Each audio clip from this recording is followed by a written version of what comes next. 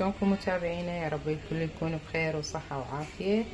ورجعنا وياكم من بعد غياب ويا أكلتنا جديدة، هي فاهيتا. عبارة عن قطعة من الدجاج وقطعة فلفل أحمر وفلفل أخضر، قطعة بصل وشوية من الفطر الفريش، وعندي أهم شي وسر المكون هو الخردل، ويا بهارات اللي هي مكونة من البابريكا الحلوة وشوية ملح وفلفل الأبيض أو الفلفل الأسود.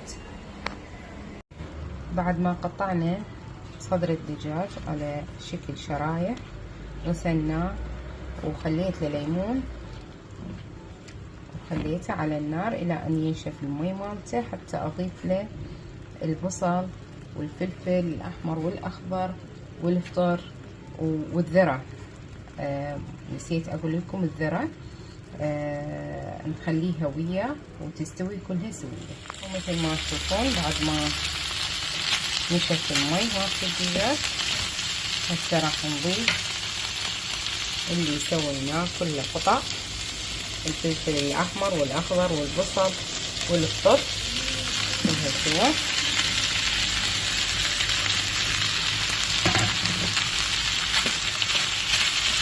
نتركه شوية إلى أن ننزل الخضار في المي مالته، ونرجع وياكم حتى نكمل شنو نخلي بعد. ومثل ما تشوفون هسه بدأ الخضار كله ينزل المي مالته على الدجاج حتى يصير طعم بيه طعم الخضار. يعني احنا ما نضيف المكونات الخضار ويا شوية زيت ونسكوها، لا، نضيف اول شي صدر الدجاج ونشفه من المي ونخلي شوية زيت، طبعا زيت نباتي، ويا نخلي فوقها قطع الخضار اللي احنا فرمناها كلها شرايح، وبعدين نضيف الذرة، وبعدين نضيف الخردل. وبعد ما ضفنا الذرة هسه اجى دور المكون الرئيسي واللي هو الخردل اللي يطعم الفاهيتا.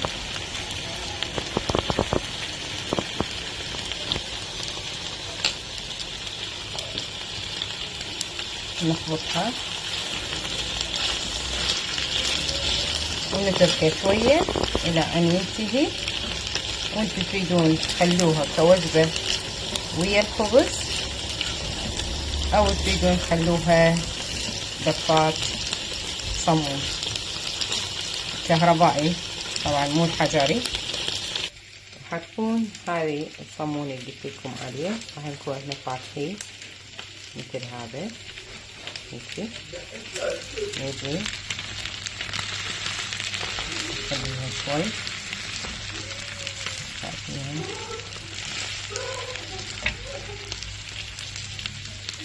نخلي عليها شوية خردل من هذا ونحشيها. خلينا هنا شوية خردل وندير